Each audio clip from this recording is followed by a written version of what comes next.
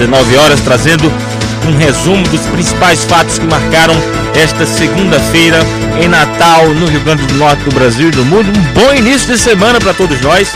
Hoje, segunda-feira, dia 20 de agosto de 2018. Vamos trazer as notícias locais, os informes nacionais, reportagens, entrevistas, comentário e também hoje que temos um convidado para compor a bancada conosco, que é mais uma vez o Daniel Paiva. Obrigado, Daniel, por ter vindo. Boa noite. Boa noite, Alex. Obrigado mais uma vez pelo convite. Olivan, seu Acaju fenomenal. E você que está nos ouvindo aí pela 94 FM. Boa noite, Olivan Lima. Pois é, muito boa noite, Alex Viana. Boa noite, Daniel, com esse seu penteado. Pronto, agora virou. Alá o quê? Alá o quê mesmo, Alex? Virou a rasgação de seda agora. Pois é, uma boa noite a todos os ouvintes da 94 FM Rádio Cidade. Então, me incluam fora dessa. Não, mas o seu penteado aí não tem como falar, né, Alex? Pronto, eu tava quieto da minha. Rapaz, Olivan, a inveja é sutil, viu? Fazer o quê, né? Bom, que tudo isso sirva pelo menos pra gente atrair a atenção dos nossos ouvintes, para que eles possam ver ao vivo e em cores através das redes sociais da Rádio Cidade o penteado do Daniel. Olha, Ivan, vou mostrar o teu penteado aí hoje, viu? Tá difícil, Se viu? prepare, eu vou pegar o Instagram. Hoje, excepcionalmente, olha, prestem atenção, nossos ouvintes. Se você quiser, eu vou anunciar, hein? Vou anunciar hoje, vocês vão conhecer o penteado. Como é que é, Daniel? Acaju, na verdade, Acaju é a coloração, né? Acaju. Exato. Então, o penteado de coloração Acaju do nosso querido Olivan. Olivan, ó, são 18 horas e 4 minutos. Daniel, você me lembra, quando for 18 horas e 10 minutos, eu vou tirar aqui o Instagram e vou mostrar para os nossos ouvintes o penteado Acaju de Olivan. Então, mas se você quiser ir vendo aí, Olivan, como é o cabelo do Daniel? Rapaz, esse não tem nome não, viu? Então pronto, se você já quiser ver o cabelo do Daniel sem nome, você já pode acessar o Instagram aí da Rádio Cidade e o Facebook.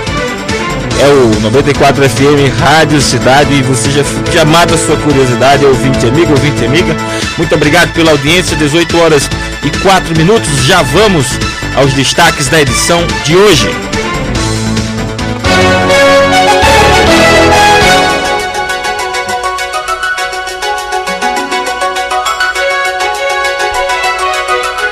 Um abraço para o Tiago Palhano e também para o Boni Neto, da equipe lá do Agora RN.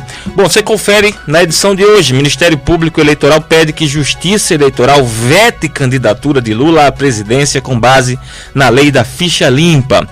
Polícia Civil prepara acusação contra 16 presos por morte de 4 detentos em Alcaçuz no final de semana.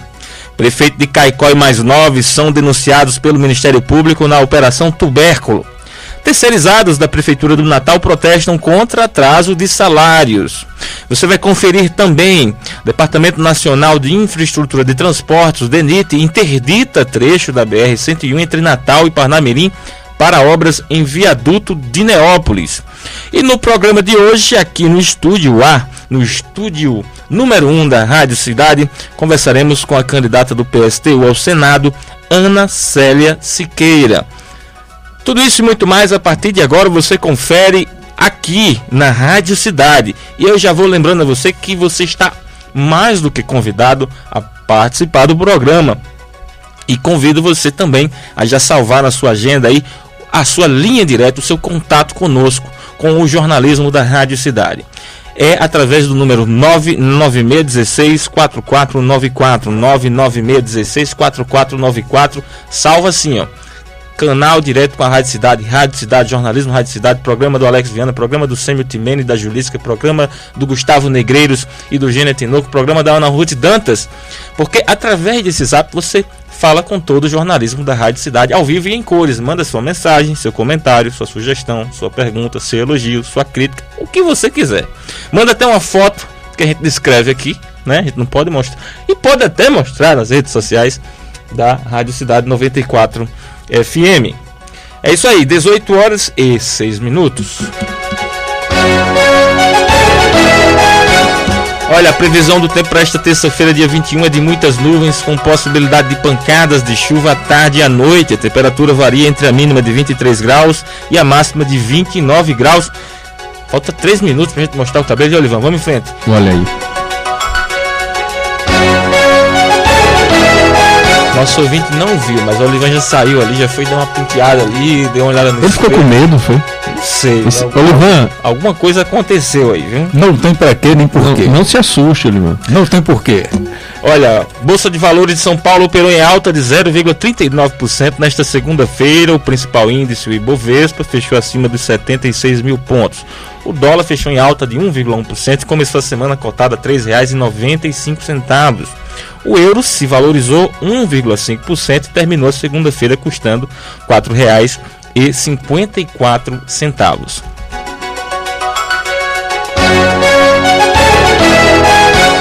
Bom, nós abrimos o programa de hoje com a seguinte informação. O vice-procurador-geral eleitoral, Humberto Jacques de Medeiros, apresentou um parecer nesta segunda-feira no Tribunal Superior Eleitoral, pedindo para que a Corte negue o registro de candidatura do ex-presidente Lula à presidência da República. A manifestação foi apresentada em 4 ações de inelegibilidade, apresentadas por cidadãos que questionam o pedido de registro de Lula no Tribunal Superior Eleitoral.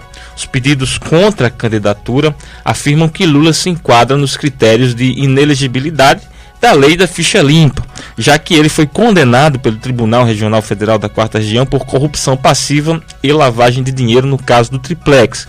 O petista ainda está preso em Curitiba desde abril e lidera todas as pesquisas, né, Daniel? Enfim, quando ele é colocado no quadro, né, enfim, na relação de candidatos à presidência da República, ele tem liderado, né, desde que começaram aí as pesquisas, mesmo as informais e tal, sondagens, né, e as pesquisas oficiais registradas ali no TRE, ele tem liderado, né, embora, sim, segundo a lei, provavelmente a candidatura dele não vai ser homologada, né, pelo Tribunal Superior Eleitoral, por essa questão que você acabou de noticiar, né? O ex-presidente Luiz Inácio Lula da Silva é condenado em segunda instância, né? Então, segundo a lei da ficha limpa, um condenado em segunda instância, né, por um colegiado de juízes, não pode ter a sua candidatura homologada. E é essa a expectativa, inclusive, dos próprios petistas, né? Mas há essa movimentação, a estratégia, né? Os especialistas, né, jornalistas que acompanham aí o dia a dia da política, têm comentado muito nessa última semana acerca dessa estratégia ali do PT, né? Eu ouvi, Alex, alguns especialistas ali que cobrem mais São Paulo ali, dizendo que o PT nacional já queria startar a campanha Haddad, né? Mas está ali refém ali de uma estratégia do ex-presidente Lula e tal. E há quem defenda a estratégia, dizendo que está sendo muito bem sucedida, que Lula vai levar até o limite, né? E quando faltar 20 dias para as eleições, ele vai transferir o voto para Haddad, né? Essa é a expectativa, eu acho que dessa estratégia, né? E com certeza, concordo em gênero, número e grau com você, Daniel. Vai se chamar tanta atenção a retirada da candidatura de Lula, a proibição, a palavra final da justiça, que aqueles que optam por Lula vão tomar conhecimento, né? E a estratégia do PT está clara, eu acredito, é justamente essa, né? Diante da indignação que vai tomar para as pessoas, tomar conta desse eleitorado de Lula, de que o candidato dessas pessoas não vai poder ser candidato, ou seja, essas pessoas vão ser frustradas, e aí o PT vai vir, obviamente, com uma narrativa fortíssima, no sentido de dizer que é um golpe contra os partidos. O discurso do PT é um golpe contra o partido, é um caçado político, que é um perseguido dos grandes interesses, dos grandes que Lula está sendo perseguido, que o partido está sendo perseguido pelos grandes interesses, pela grande mídia, pelos poderosos do país, aquele discurso que o PT se habituou a fazer e que inclusive cresceu na opinião pública em função disso. E aí vamos ver em que medida Lula vai conseguir transferir para Fernando Haddad esses votos. Essa é a estratégia clara do PT, já que não se concebe que mude-se a lei com o jogo em andamento para permitir que Lula possa ser candidato. A lei da ficha limpa é clara. Segunda, condenação em segunda instância, fora do jogo. É ficha suja. Lula é ficha suja, né? Essa aqui é a grande realidade. E vamos combinar, né? Uma nação ter um presidente eleito preso, né? É uma situação, no mínimo embaraçosa. Olha, são 18 horas e passa 18h12, vamos lá. Conforme combinado, Daniel, você vai ler a notícia, mas você que tá aí no Instagram, você vai ver rapidamente o Olivan. Olha aí. Olivan agora vai ter o seu momento ali de... Hein, Olivan? Olha só o cabelo. Pesquisa do Instituto MDA, contratada pela Confederação Nacional dos Transportes, mostra que Lula lidera as intenções de voto para a presidência da República. É isso aí. O petista tem a preferência de...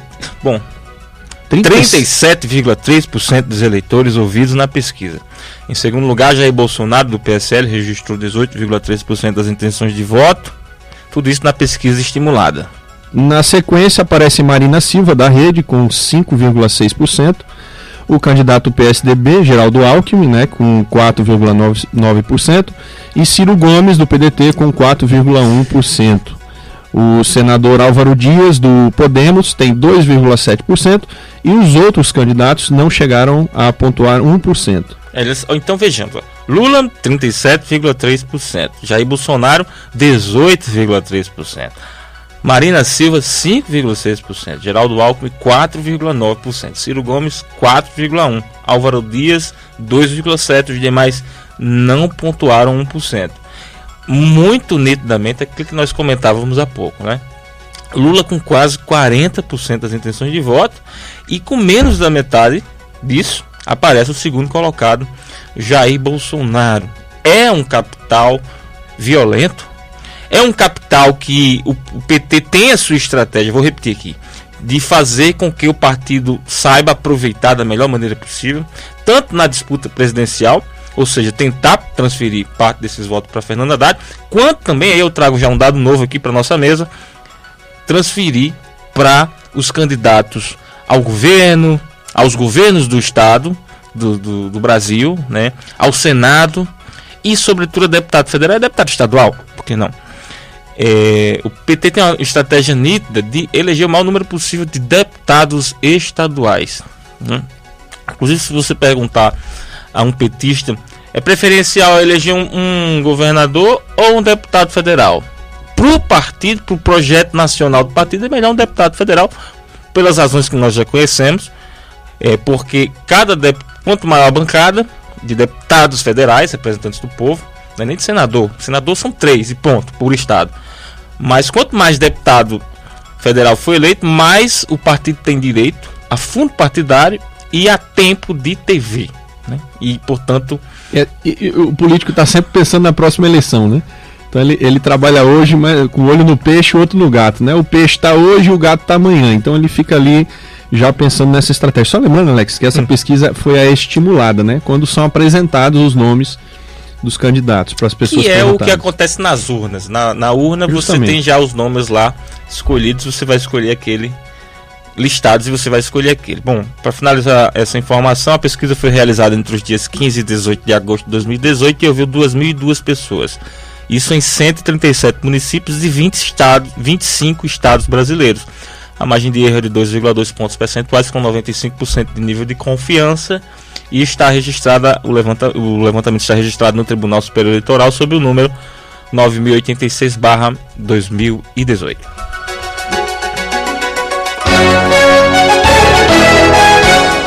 O ministro Sérgio Etchegoyen, do Gabinete de Segurança Institucional, repetiu nesta segunda-feira que o governo considera impensável a possibilidade de fechar a fronteira do Brasil com a Venezuela. A declaração ocorre depois de o governo de Roraima ter pedido ao Supremo Tribunal Federal que a imigração na fronteira seja suspensa e que os refugiados do país vizinho sejam enviados a outros estados do Brasil. No fim de semana, a cidade de Pacaraima, não sei, tá sem acento aqui. Pacaraima, né? Na fronteira com o país vizinho, foi palco de cenas de violência entre venezuelanos e brasileiros, depois de um comerciante local ter sido agredido durante um assalto. Em resposta, grupos de brasileiros passaram a perseguir refugiados que vivem na cidade de Roraima, queimando seus pertences.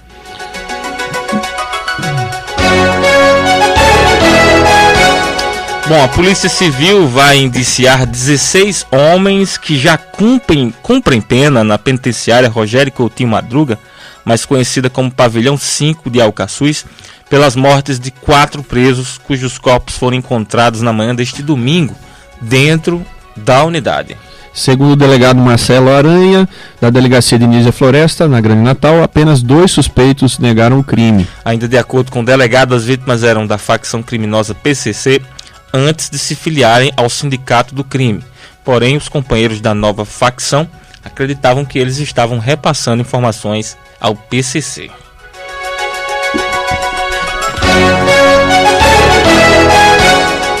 Em 2 anos e meio, 458 tornozeleiras eletrônicas foram rompidas no Rio Grande do Norte.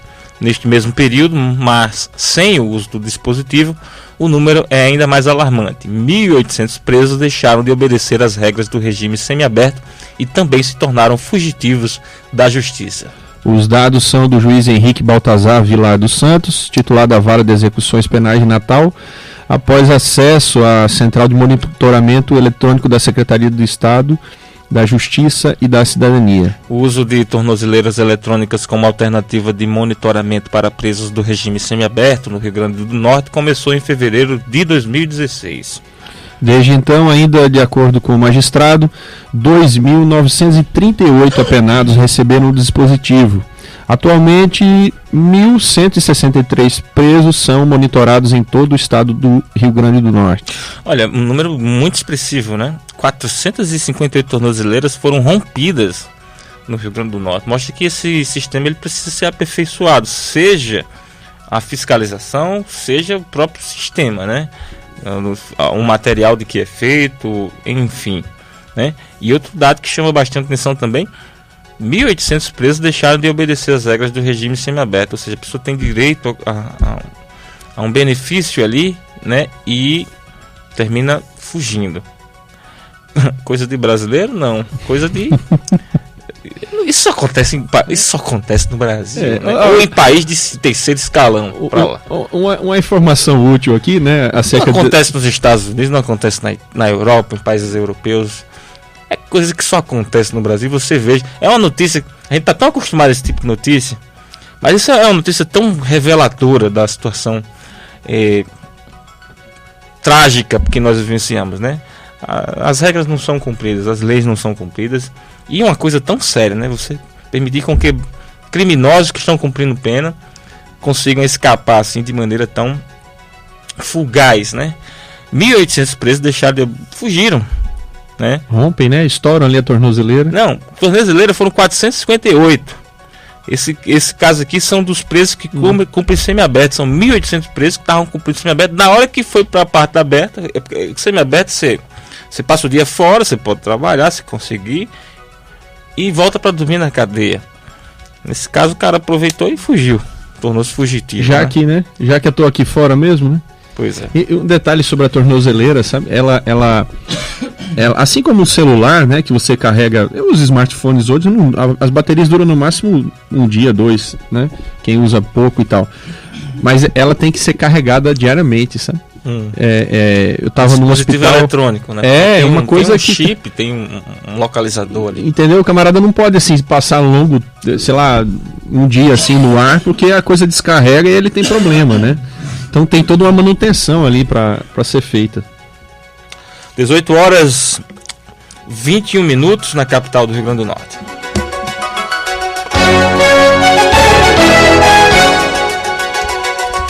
O Ministério Público Estadual ofereceu denúncia à Justiça contra 10 pessoas investigadas na Operação Tubérculo, deflagrada na semana passada em Caicó, região Seridó-Potiguar. Entre os denunciados está o prefeito do município, Robson Araújo, conhecido como Batata, o vereador Raimundo Inácio Filho, conhecido como Lobão, e o lobista Edivaldo Pessoa de Farias. O prefeito de Caicó foi denunciado 2 vezes pelos crimes de corrupção passiva, dispensa indevida de licitação, corrupção ativa e associação criminosa. A Operação Tubérculo apura fraudes em contratos com empresas pernambucanas para o serviço de iluminação pública. É a situação, né? O prefeito eleito contra tudo e contra todos. Batata, ninguém acreditava que um radialista, não é aqui tirando mérito dos radialistas de jeito nenhum. Eu estou falando no caso específico dele lá em Caicó. Ninguém esperava que ele, enfrentando as estruturas políticas da cidade, uma pessoa que vem de origem humilde e que fez seu nome através das ondas do rádio, né? De um Zé Ninguém, digamos assim, e aqui não é nenhum demérito, mas uma forma de expressão. De um Zé Ninguém. Um cara que veio de baixo mesmo, cresceu na profissão, ralando. Pois cresceu. Aí ganhou a simpatia da população, entrou numa onda política de ser candidato, foi caindo no gosto popular. De repente as pesquisas apontavam ali uma preferência para ele e as pessoas diziam, pô, será que realmente vai ser Batata? Terminou dando Batata, quer dizer, aí gerou-se uma expectativa tão grande da população em torno de um homem que, no uso do microfone da rádio, era um paladino da moral, um paladino do desenvolvimento econômico de Mossoró, um defensor de tudo que é mais bonito que se possa imaginar e se esperar da política. Aí entra na política e é flagrado com a mão na massa, ou seja, com a mão no bolso do contribuinte caicoense, né? De uma maneira ali criminosa, porque está preso, né? E se tem preso porque tem provas ou indícios fortes contra ele. E aí termina, quer dizer, você veja como são feitas as coisas, né? E como a política... Aí a gente pergunta, a política que corrompeu ele? Ou ele já era corrupto anteriormente? E se ele era corrupto anteriormente, por a candidatura, que é tornar-se cândido, lúcido, transparente... Lúcido não, transparente, cândido. Candidatura vem disso, de tornar-se cândido, alvo, branco, né? Transparente, para que a população possa observar aquele candidato a cândido, né? Aquela candidatura, e tirar suas conclusões se merece o voto, o sufrágio, para que seja representante da população. Quer dizer, o próprio sistema de escolha dos candidatos, se ele já era corrupto, não permitiu que se identificasse que ele era corrupto a tempo de receber o voto do povo, e tem uma responsabilidade tão grande quanto é a de gerir um município. No caso de Caicó, o município polo, a capital, digamos, o município polo da região do Seridó, um município importante de tradição política, econômica, de um município que tem uma história que se confunde aí com os primórdios do Rio Grande do Norte. Então veja de que a política o que a política é capaz de produzir e qual a importância de uma eleição e qual a importância do voto e de uma análise séria de candidaturas. E Alex, só esse tipo de ocorrido, né, de repente pode gerar uma desesperança maior ainda, né, porque a população, poxa, esse cara que saiu aqui do povo, era pobre, enfim, era meu vizinho, um cara simples e tal, cresceu, foi eleito e fez isso, né, não acredito mais em ninguém. Eu acho que não é por aí, né, o lado bom é o seguinte, é que a cada 2 anos nós temos eleições, nova oportunidade. Então você vai lá, já que você deu o seu voto para um, aquele pisou na bola, dê o voto agora para outro, mas não deixe de escolher, né? Porque a eleição é igual eu moro num condomínio, certo? Aí eu tô lá, minha taxa de condomínio, digamos aqui, minha taxa de condomínio é R$500.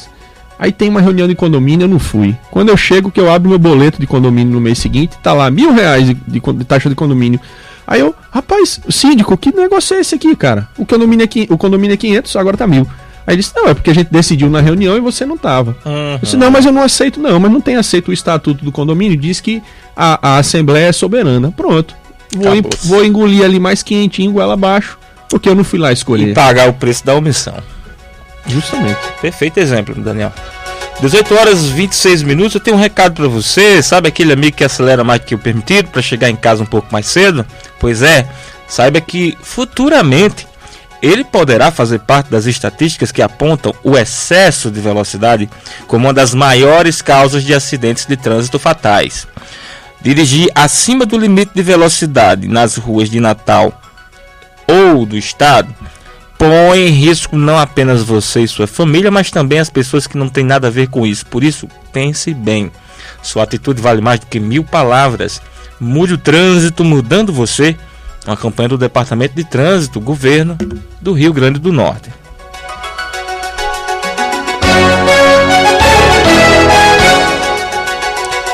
Olha, a Superintendência Regional do Departamento Nacional de Infraestrutura de Transportes no Rio Grande do Norte informou aos usuários da BR-101 que, a partir das 8 horas de quarta-feira que vem, depois de amanhã, uma faixa da pista principal na altura do quilômetro 98, ali daquela rodovia no sentido Parnamirim-Natal, será interditada. De acordo com o DENIT, a interdição faz necessária em virtude da execução dos serviços de ampliação do túnel da Avenida das Alagoas e ocorrerá durante o dia, ficando o tráfego liberado no horário noturno. O fluxo normal será restabelecido na quarta-feira, segundo o próprio DENIT. Olha, eu fico muito feliz que essas obras estejam todas andando. Ainda tem alguns trechos lá em que a última, aquela parte, dessa primeira parte aqui do viaduto de Ponta Negra, antes de chegar ali em Emaús, né? Tem ainda aquele trecho ali que ainda não foi entregue. E já estamos aí há alguns meses sofrendo, digamos assim, né, os transtornos dessas intervenções importantíssimas, né? E assim, apesar desses transtornos, nós vimos que andou muito rápido, né, a construção desses túneis, pela magnitude dessas obras em si. E daqui a pouco vai ser entregue essa última parte, né? Enfim, mas eu acredito que um benefício enorme. São obras que já eram esperadas há mais de década aqui, né, em Natal. Não se concebia mais esse gargalo no trânsito, né, de uma via tão vital para a capital do Rio Grande do Norte e para a Grande Natal, e que agora vai ter uma fluidez fantástica, como o Natal merece. Então acho que, apesar de qualquer crítica que se possa fazer, ou de transtorno vivenciado pelos nossos ouvintes que estão no trânsito agora, por exemplo, nos ouvindo, e que estão lá tendo que ter paciência, daqui a pouquinho vai passar e o benefício que vai ficar vai ser bem interessante. 18 horas 29 minutos. A gente lembra que vamos entrevistar daqui a pouco Ana Célia, candidata ao Senado pelo PSTU.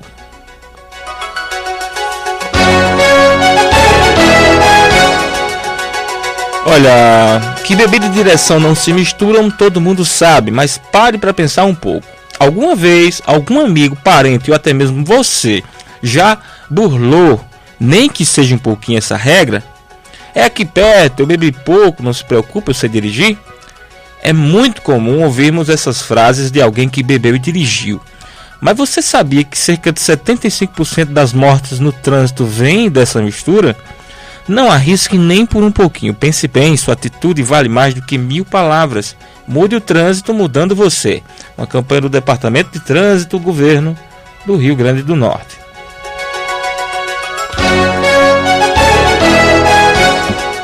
Os candidatos a cargos públicos nas eleições de 2018 terão de detalhar, a partir desta segunda-feira, a declaração de bens divulgada até o dia 15 de agosto, prazo final para o registro das candidaturas. A Justiça Eleitoral implantou um sistema que permite a divulgação mais detalhada do patrimônio declarado. Todas as informações incluídas estarão disponíveis no Divulga Cande Contas. Repetindo, Divulga Cande Contas. Entra lá no site do Tribunal Superior Eleitoral e tem o Divulga Cande Contas. Os candidatos à presidência da República neste ano declararam à Justiça Eleitoral valor recorde em patrimônio. Já pensou? Só tem menininho pobre ali. 833 milhões de reais. Isso é próximo de 1 bilhão, gente. Dinheiro, viu? É o povo que quer administrar o Brasil. Amoedo caladinho ali, né? Mais de 400 milhões ali de patrimônio. Henrique Meirelles, né? Mais de 300 milhões. Mas vá lá, é o tipo de povo, talvez, é o tipo de figura, de personalidade que talvez o Brasil esteja precisando. Gente que não precisa roubar, gente que não precisa se locupetar, né? Porque temos exemplos aí, eu não vou nem nominar, mas temos exemplos aí de gente que é conhecido por ter vindo de baixo, ter vindo das classes trabalhadoras operárias, né? E que, no entanto, estão aí sendo responsabilizadas por terem se locupletado de alguma forma através do exercício dos cargos. São casos muito comuns, isso ocorre em todo o Brasil, em todos os estados, em praticamente todos os municípios, né? Vejam um caso de Donald Trump, presidente dos Estados Unidos. O cara tá dando show lá nos Estados Unidos, tá sendo pelos Estados Unidos e que se exploda o restante do mundo. Literalmente ele exploda, é uma coisa até quase possível de acontecer. Veja a briga com a Coreia do Norte, que graças a Deus foi suplantada. Mas o Donald Trump é um mega bilionário, né? Não precisa de mais nada, então ele está dando sua contribuição, segundo a sua visão, que muitos admiram, né? E fale o que quiser de Trump, mas ele tem feito pelos Estados Unidos e o país só tem avançado e crescido, inclusive economicamente, de maneira muito forte.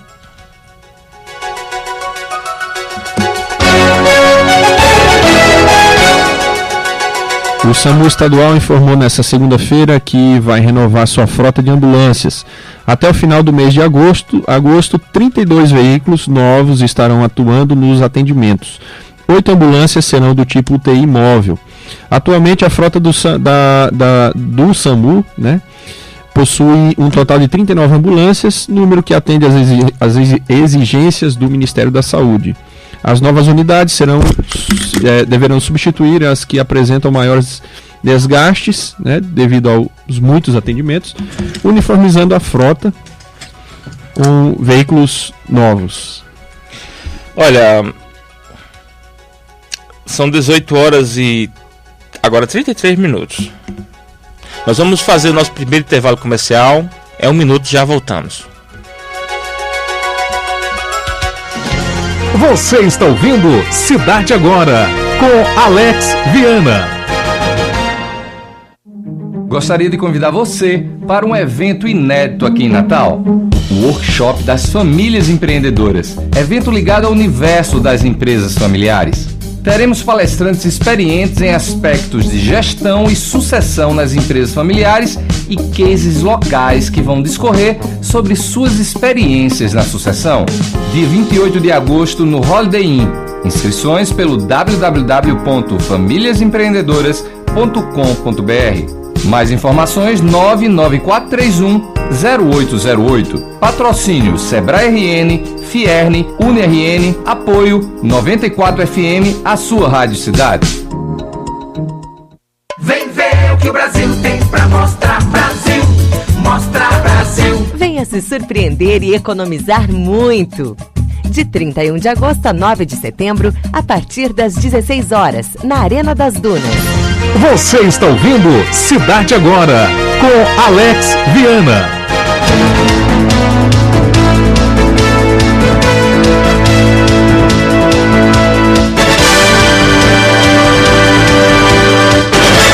Estamos de volta com Cidade Agora. Eu sou Alex Viana, essa é a Rádio Cidade 94 FM. Estamos juntos desde as 18 horas, seguindo até as 19 horas. Para você, especialmente para você que está chegando agora para este segundo bloco do programa, seja muito bem-vinda, seja muito bem-vindo. É uma satisfação contar com a sua audiência. Lembrando que Cidade Agora tem direção e apresentação de Alex Viana, produção do jornalista Tiago Rebolo. E você pode participar do Cidade Agora, é só usar o WhatsApp, é o 996164494. Aproveita e salva, mas até porque para usar você tem que salvar. Então salva-se, Jornalismo Rádio Cidade, 996164494. Manda sua mensagem, seu comentário, sua pergunta. Vamos já ler agora, já quem já está participando do programa.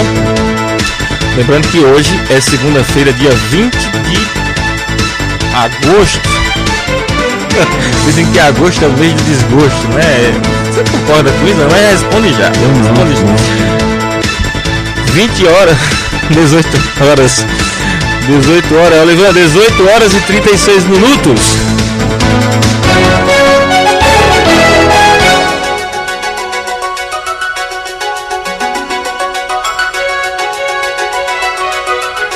Daniel, me ajuda aqui. Tá mexendo. Achei. Renato, cabeleireiro. Um abraço pra você, Renato. Na audiência aqui do Cidade Agora. Mandar um alô também pro Nilson. Boa noite a todos que fazem o programa Cidade Agora. Obrigado, Nilson, sempre na audiência. Um alô também aqui pra quem é você? Washington Luiz. E também um outro alô aqui pra... Quem é você? Cadê o seu nome? Deixa eu ver aqui. Cadê? Não apareceu o nome. Não tem como eu dizer seu nome se é uma pessoa bem... Uma moça bem bonita. Você devia ter dito o nome. Como não disse, vai ficar sem ouvi-lo aqui. Mas você tinha algum... Você queria o nome para dar um alô ao vivo? Exatamente. Justamente, a intenção era essa aqui, muito bem. 18 horas e 37 minutos. A presidente do Tribunal Superior Eleitoral, ministra Rosa Weber, criticou hoje a baixa representação feminina nos espaços de poder frente à maioria de mulheres no eleitorado. Segundo a ministra, dos pedidos de registros de candidatura realizados para as eleições de 2018, apenas 30% são mulheres. A ministra Rosa Weber exaltou a importância do voto feminino para a construção de uma sociedade mais igualitária, justa e inclusiva. A gente vai falar com a Ana Célia, que já está aqui conosco, daqui a pouquinho sobre isso. Tá? Daqui 3 minutinhos a gente vai começar a entrevista com a Ana Célia. Segura essa pergunta aí, Daniel.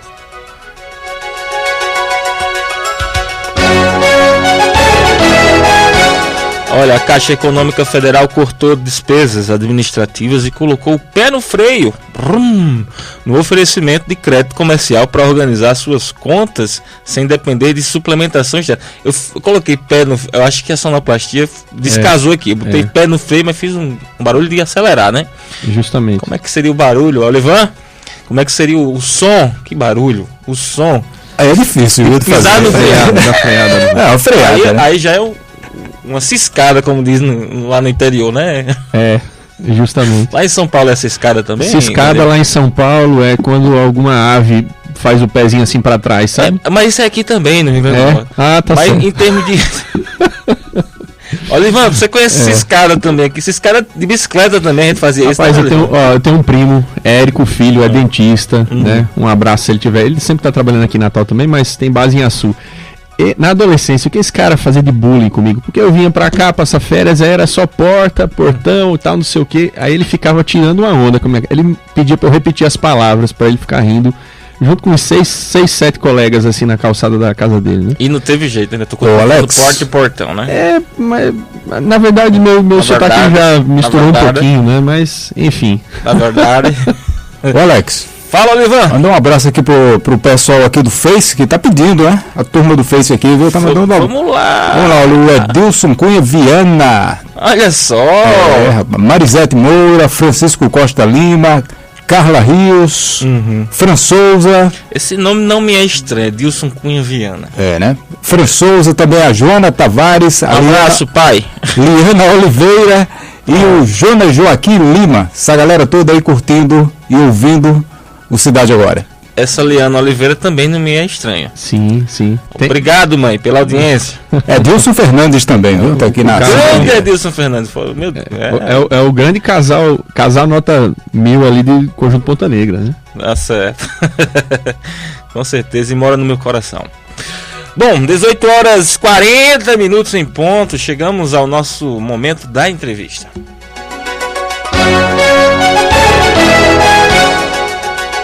Bom, muito boa noite, Ana Célia, candidata do PSTU, ao Senado Federal. Ana Célia Siqueira, seja muito bem-vinda.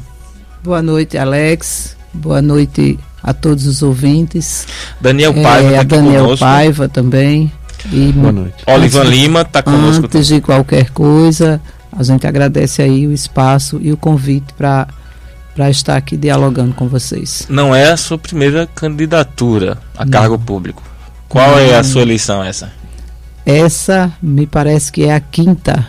Quinta eleição? Eu já fui candidata ao Senado pelo PSTU 3 vezes. Já fui candidata a deputada. Quantas vezes? Deputada foi uma vez. Uma vez. Deputado o quê? Federal ou estadual? Federal.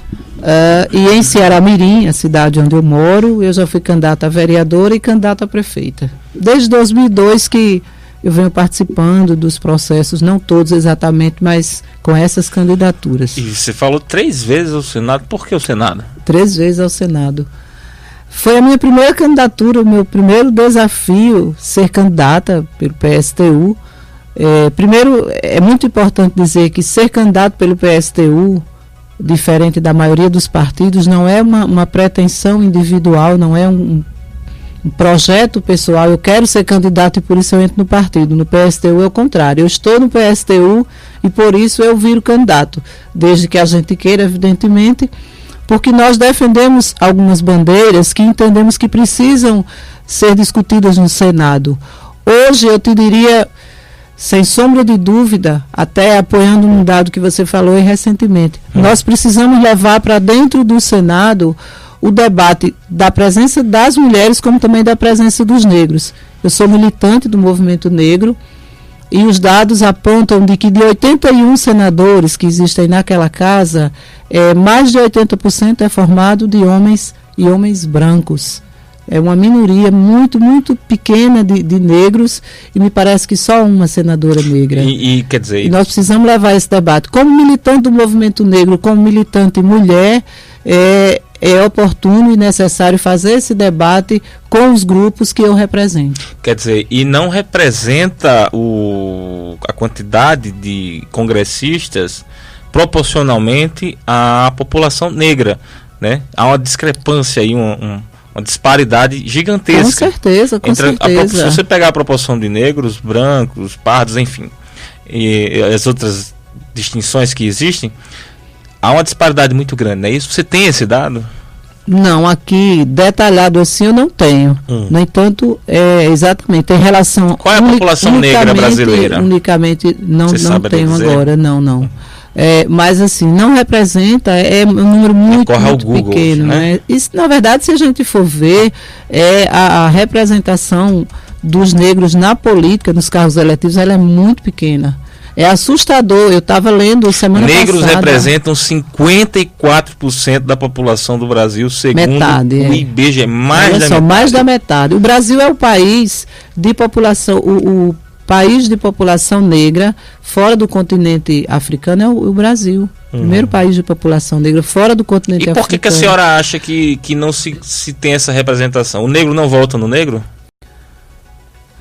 Talvez se dê a isso, mas tem uma causa muito maior, porque simplesmente se a gente disser que o negro não vota no negro, fica parecendo que é uma questão individual, que não quer, que não gosta, enfim. Na verdade, isso é uma consequência do racismo que nós temos no Brasil, que muita gente vai falar que não existe. Nesse momento, você que me ouve em casa pode estar dizendo, mas no Brasil não existe racismo.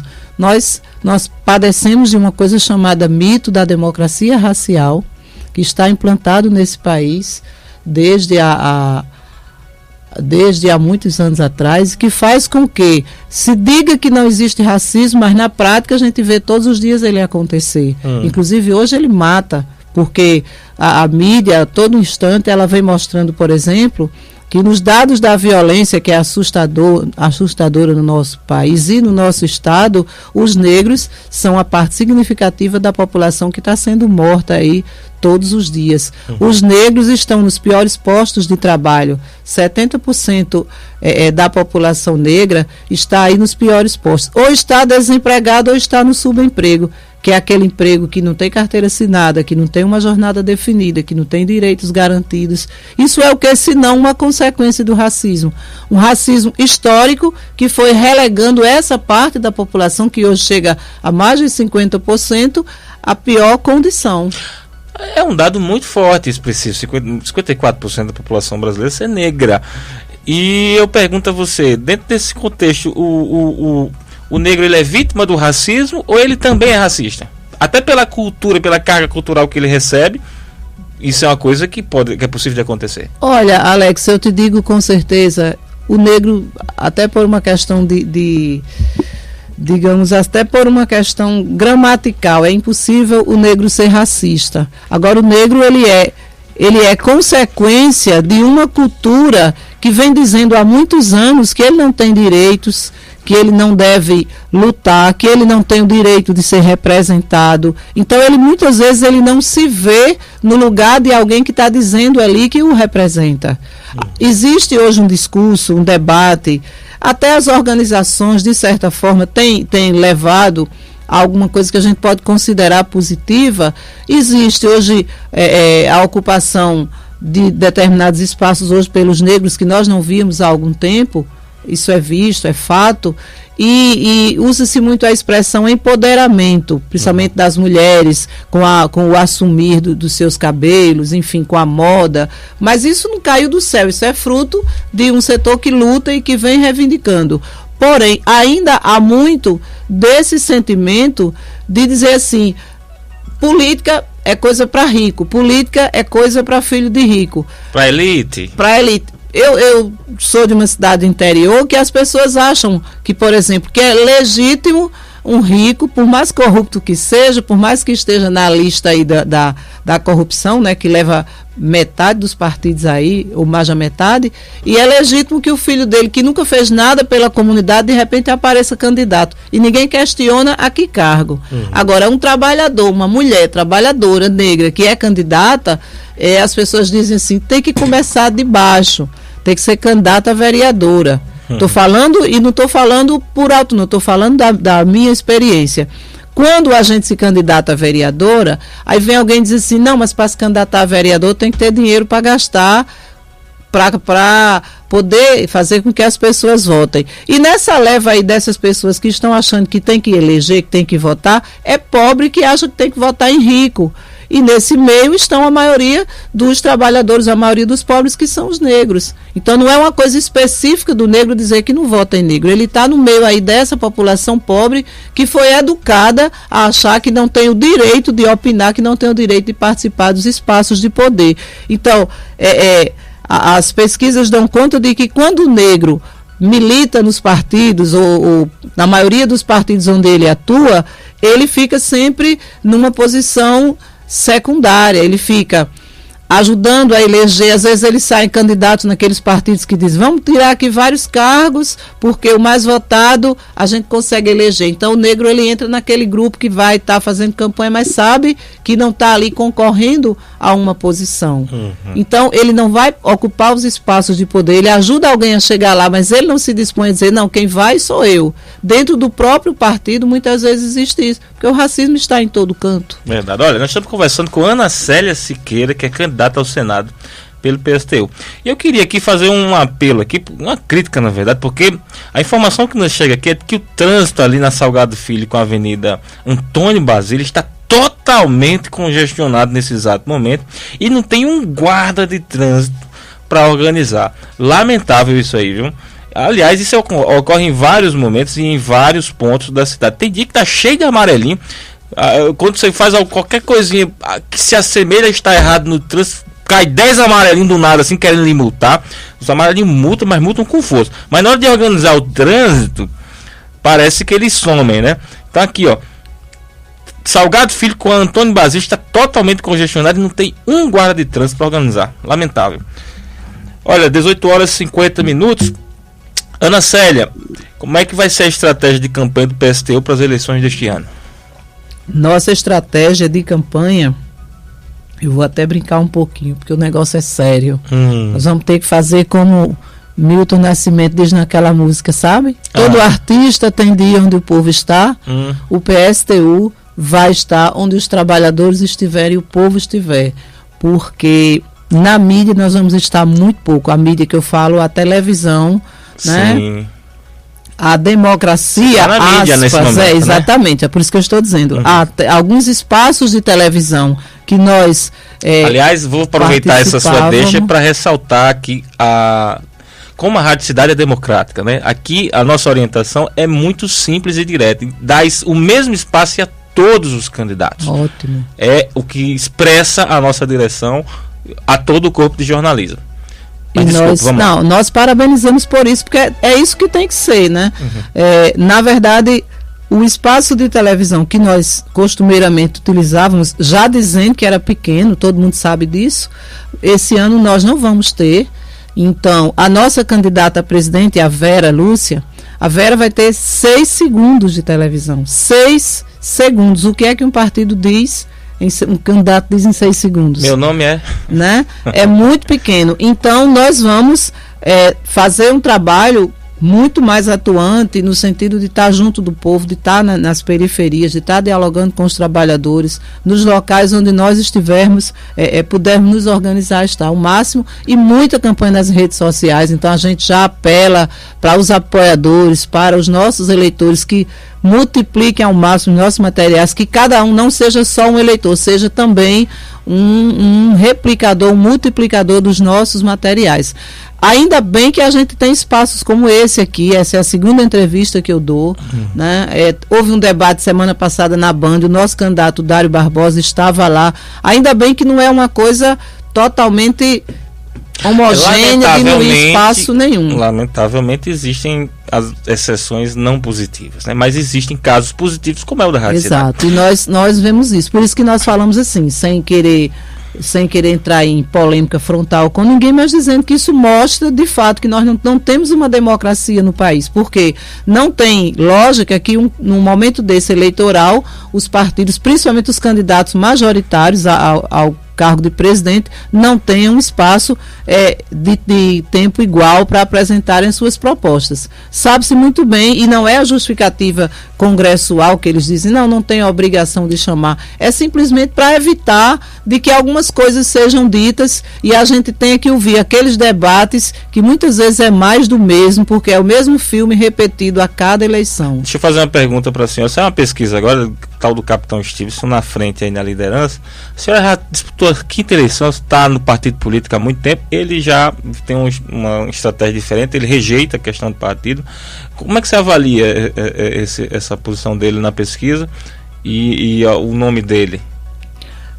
Se um candidato rejeita a questão partido, eu não o conheço, não tenho nenhum elemento que me leve a fazer uma leitura da pessoa tal, mas como candidato que está participando, no mínimo o candidato ele representa uma ideia, um partido e um programa. Ninguém é candidato em seu único nome. Mas ele disse que não tem nada disso, nem programa, nem ideia, nem partido. É bem complicado. Então alguém achar que vai ser candidato com a sua ideia própria, com o que pensa da sua cabeça, ou também não estou aqui levantando hipótese ou fazendo especulação, é o que leva a gente a imaginar em nome de alguém que está construindo um monte de ideia que está assessorando. É suspeito. Para mim, forte aí, um cérebro que pensa politicamente. Na maioria das vezes, essas figuras que surgem nesses momentos, e surgem em função de um determinado momento que aquela figura esteve em ascensão, né? Esse coronel Stevenson, capitão. Eu lembro que falava-se muito nele nas redes sociais, bem naquele período da lei seca, não sei o quê. Então, o caos que nós estamos vivendo leva a que alguns nomes, em determinados momentos, se projetem. Isso não é coisa só do Brasil, nem só do Rio Grande do Norte, não. É muito comum, em determinados momentos, em função de algum problema, alguns nomes ficam em evidência. E esses nomes, as pessoas às vezes acham que, está aqui, então deve ser um nome para se candidatar, vai fazer um trabalho, vai se eleger. E as pessoas esquecem que eleição é uma coisa séria. É onde um candidato ele vai se postular a discutir. A gente sabe que a eleição não resolve os problemas, não é votando que a gente vai mudar de vida, mas é o espaço de se discutir, pelo menos o que se entende dos problemas e como resolvê-los. E não eu colocar o meu nome à disposição, falando do meu próprio nome e meu próprio nome para isso. É muito suspeito, porque normalmente tem alguém que está nessa onda aí, que está financiando ou que está ajudando a elaborar, para no final, mais uma vez, estar a serviço de quem está dominando a situação, dos grupos dominantes. Perfeito. Olha, são 18 horas e 55 minutos. Como é que a senhora avalia aí, na verdade, sua opinião sobre a reforma trabalhista? A reforma trabalhista, ela não deveria ter acontecido. Nós participamos de muitas mobilizações contrárias, o país fez um bonito movimento contrário e o PSTU tem colocado, faz parte do seu programa, das suas propostas, que nós elegendo a presidente Vera, nós chegando ao poder, ou mesmo em nível de Senado Federal, o que nós pudermos fazer para anular essas reformas, nós iremos fazer. Porque foram reformas que foram empurradas de goela abaixo dos trabalhadores, com a justificativa de que era para melhorar a situação, mas que na prática não trouxe benefício real aos trabalhadores. Diferente de alguns partidos que falam em fazer plebiscito, ver se os trabalhadores concordam ou não, nós dizemos taxativamente anulação das reformas que foram feitas, porque nenhuma delas, nem trabalhista, nem sindical e outras propostas aí vieram para resolver a situação dos trabalhadores. Reforma previdenciária. Idem, exatamente. Coisa, um conjunto de reformas que foram feitas com a justificativa de resolver um problema, mas que na verdade era para atender a uma necessidade do capital, através da elite que dirigia esse país, de melhorar a sua situação, de aumentar os seus lucros e retirar direito dos trabalhadores. Por isso que precisam todas elas serem anuladas. O PSTU é criticado por ter uma postura, de certo modo, radical. Como é que a senhora responde a essas críticas? Primeiro, quem chama o PSTU de radical, eu quero dizer que radical é a fome que está matando aí. Radical é o desemprego com índices alarmantes no nosso país, no nosso estado. Radical é a saúde da população que tá vendo aí doenças que já deveriam ter sido erradicadas estarem voltando, porque tem um pequeno grupo nesse país que se beneficia do trabalho e da riqueza que é produzida.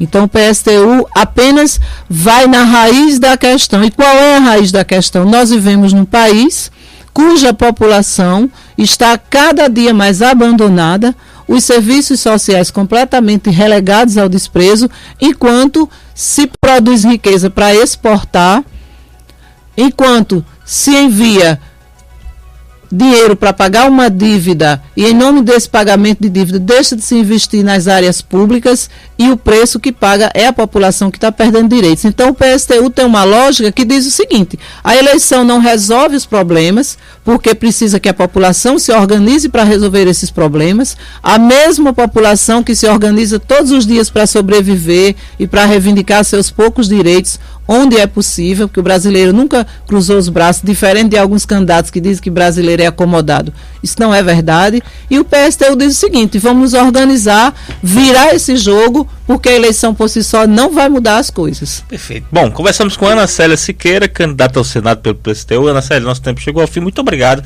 pela gentileza de ter vindo conversar com nós. Nós que agradecemos em nome do PSTU e muito obrigado e um abraço grande para vocês. Obrigado. Olha, uma última informação: a Justiça Eleitoral marcou para o dia 4 de setembro os depoimentos das testemunhas envolvidas no processo de cassação do prefeito eleito no processo suplementar de Pedro Avelino, Alexandre Sobrinho e o vice Elson Trindade.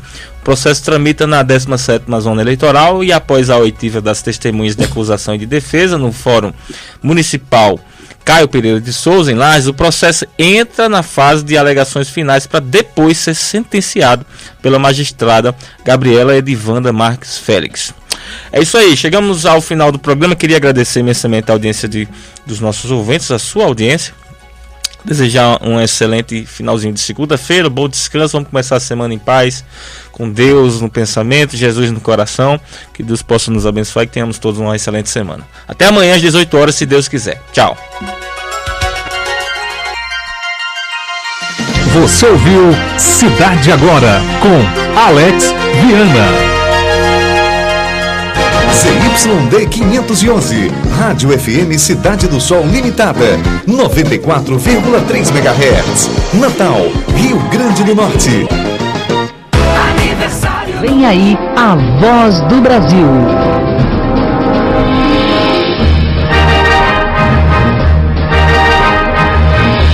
Em Brasília, 19 horas.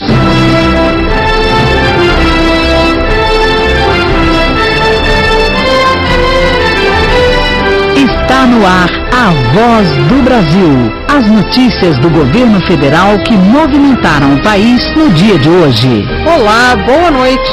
Boa noite para você que nos acompanha em todo o país. Segunda-feira, 20 de agosto de 2018. E vamos ao destaque do dia. Anunciadas novas medidas para solucionar conflitos em Roraima. Homens da Força Nacional estão a caminho da capital e cidade de fronteira no estado. E nós conversamos com exclusividade com o ministro da Casa Civil. Ele detalha ações para acolher imigrantes e deslocar venezuelanos para outros estados. E você também vai ouvir na Voz do Brasil de hoje. Depois de mobilização no sábado, campanha de vacinação contra a polio e o sarampo alcança 50% da meta. Mais de 5.700.000 crianças foram imunizadas. Rosa Amélia de Abreu. A meta do Ministério da Saúde é vacinar 11 milhões de crianças de 1 ano a menores de 5 anos. Na apresentação da Voz do Brasil, Gabriela Mendes e Nazi Brum. E para assistir a gente ao vivo na internet, basta acessar www.voz.gov.br.